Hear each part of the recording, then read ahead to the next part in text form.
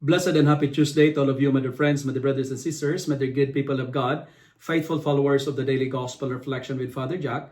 My dear kababayans, today is September 9, 2025, and today is Tuesday within the 23rd week in Ordinary Time, year C.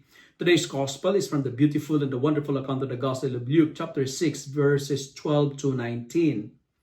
In today's Gospel, we see Jesus going up to the mountain to pray before choosing his 12 apostles.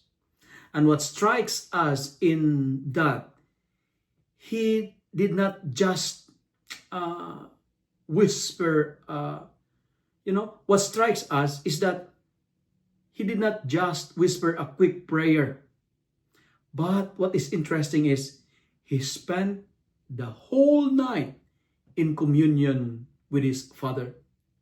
Before making one of the biggest decisions in his ministry, Jesus showed us the foundation of true discernment, and that is prayer.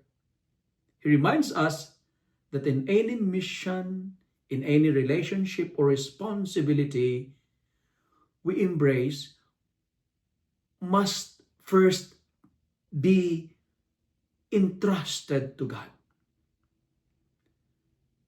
Pray before you make any decisions in life. Prayer is not just asking for guidance, but opening our hearts to God's wisdom.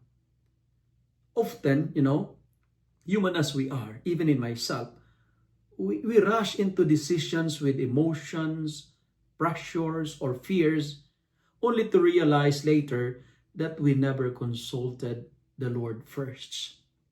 And in today's Gospel, Jesus teaches us that clarity does not come from noise or haste, but from silence before the Father.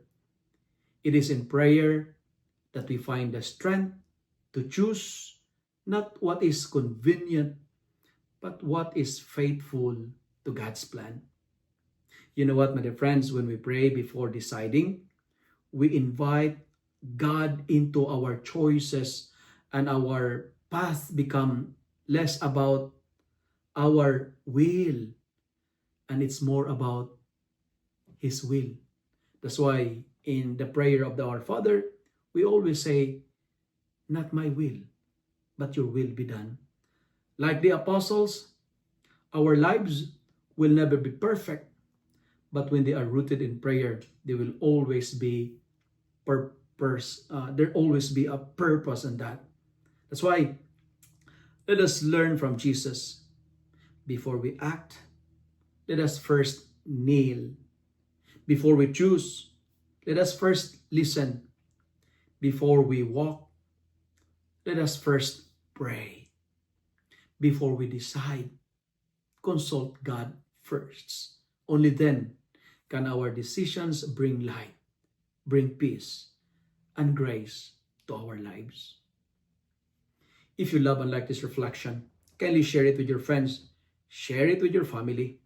Make the Word of God viral so that many will be blessed.